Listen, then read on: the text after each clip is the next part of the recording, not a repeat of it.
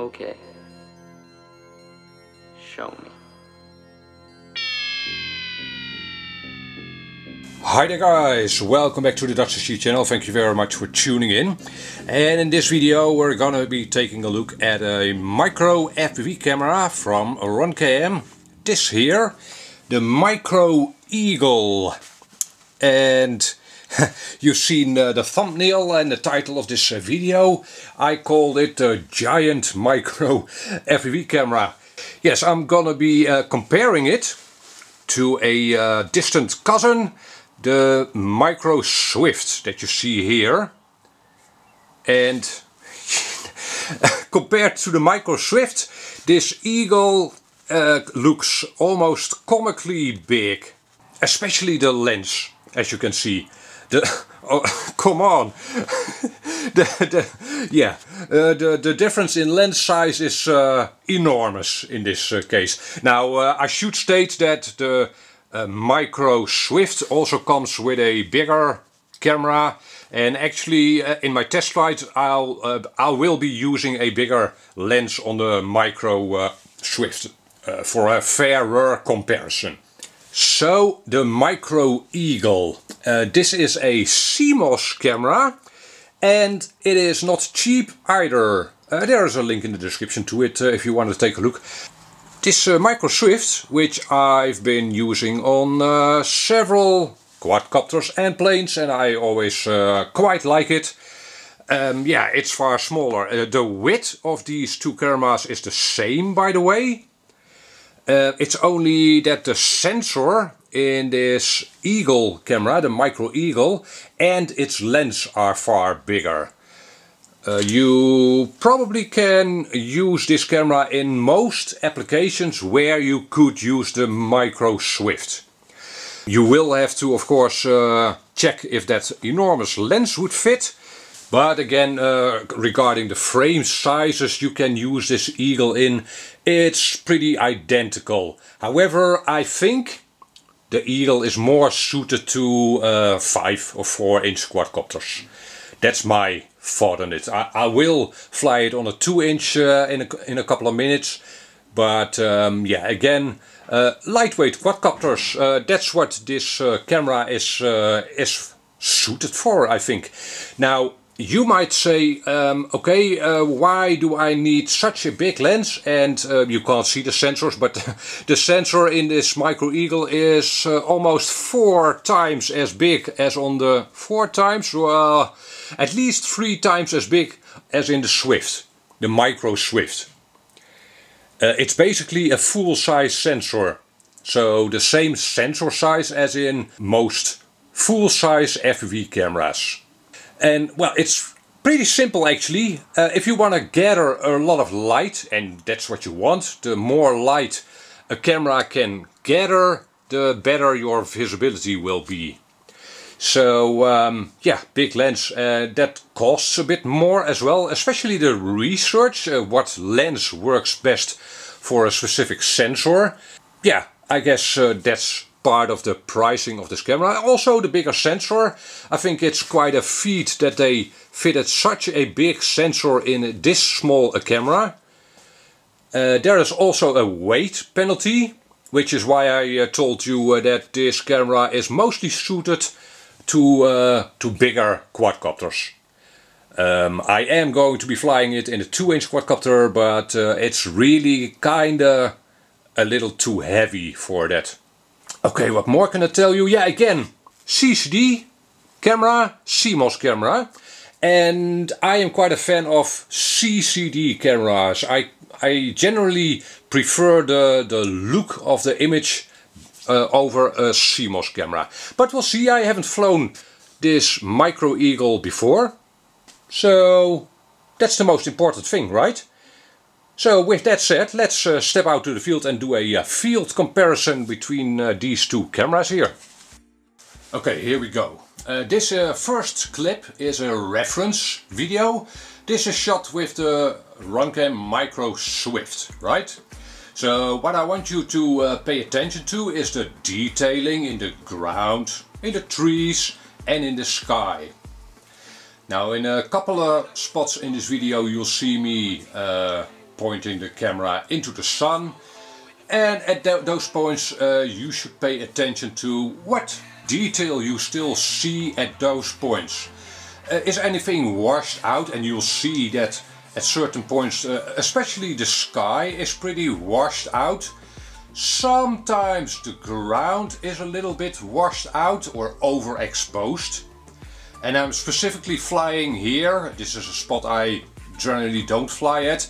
But well, this has shadow areas and it's sunny at the same time, right? So for that reason it's a good camera test. Now, yes, I generally like CCD cameras, and this is a CCD camera. And this is pretty flyable still, I'm sure you'd agree. There is enough detailing, even though sometimes parts of the image are washed out. There's still enough detailing in the obstacles, the trees and such. At no point the trees really become just black slabs, right? This is perfectly flyable.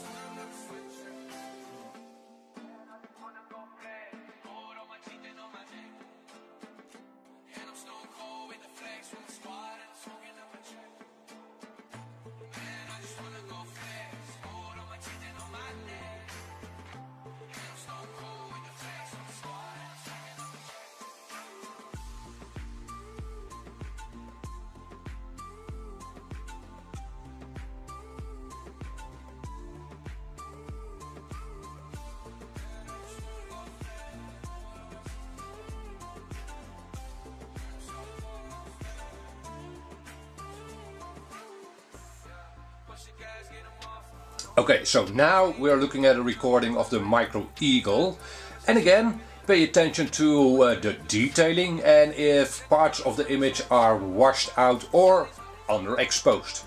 Now you can instantly see the effect of the wide dynamic range of this camera.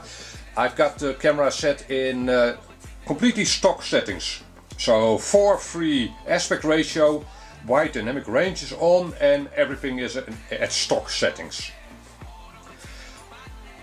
At no point you'll see that the ground is now overexposed. All the obstacles, the trees are well lit. You can see the detailing in the trees at all times. Now the sky, you won't see detailing in the sky all the time, but the sky is never overexposed. It's sometimes a bit grayish, and at certain points you'll actually see the clouds. So this is definitely easier to fly with at this spot, at a challenging spot for the camera. Now the quadcopter I'm flying with is also quite a bit faster, which doesn't make it easier, but well, the image is definitely more detailed. It doesn't look as nice. I again prefer the look of a CCD image, but yeah, there's more detail, there's no question about it. So that is definitely an upside of this Micro Eagle or any other CMOS camera which does wide dynamic range.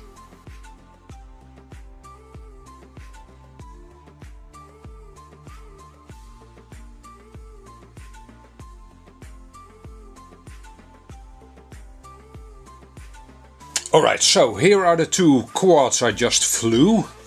This quadcopter has the Micro Swift 2 camera, and over here you see a quadcopter with the Micro Eagle. And yeah, poor quadcopter, a tiny 2-inch quadcopter with a giant lens in it. For a quadcopter like this Eagle is definitely a little bit on the heavy side.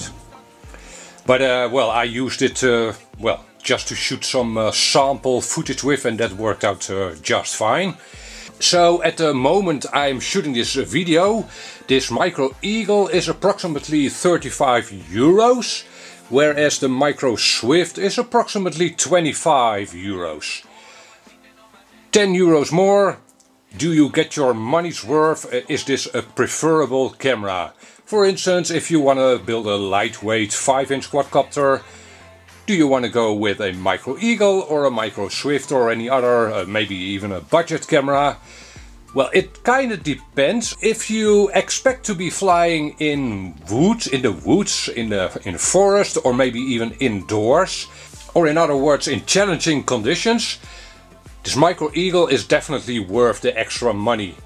You'll see more and you'll be able to fly better with this CMOS camera with wide dynamic range. Besides that, this camera has a giant lens and a very big sensor, which makes it better than most any other micro FPV camera. One thing I should note is that the Micro Eagle does not sport an OSD, so it won't show you your battery's voltage, whereas a lot of other micro cameras, such as the Micro Swift, can show you your battery's voltage. The Micro Eagle, on the other hand, can switch between PAL and NTSC. Maybe that's important to you. It can also switch between 16:9 or 4:3 aspect ratio. Now I prefer 4:3, so I use that in this video. But again, if you actually have a goggle that supports 16:9 aspect ratio, this might be a complete no-brainer. And again, if you expect to be flying in challenging conditions, in the forests or indoors, it's kinda close to a no-brainer to go for this Micro Eagle. It definitely provides a better image. You'll see more of what you need to see to be flying through obstacles. So yeah, and maybe by the time you are watching this video it's come down in price. Well, that makes it even more of a no-brainer. One other thing I should note, thus far I generally didn't really like CMOS cameras, but this Micro Eagle does pretty well. It doesn't look as digital or over sharpened. It looked pretty, well, not similar, it looked a little different, but it still looked lifelike, realistic. And the last part is something I really didn't like about CMOS cameras. It made the world look, well, digital. Well, again, this Micro Eagle, I didn't experience that drawback of a CMOS camera. And if you are still on the fence, maybe re-watch my sample footage of the two flights. And if you have questions, hit me up a comment down below. For now, this is my review of the Micro Eagle. Catch you on the next video. Bye bye.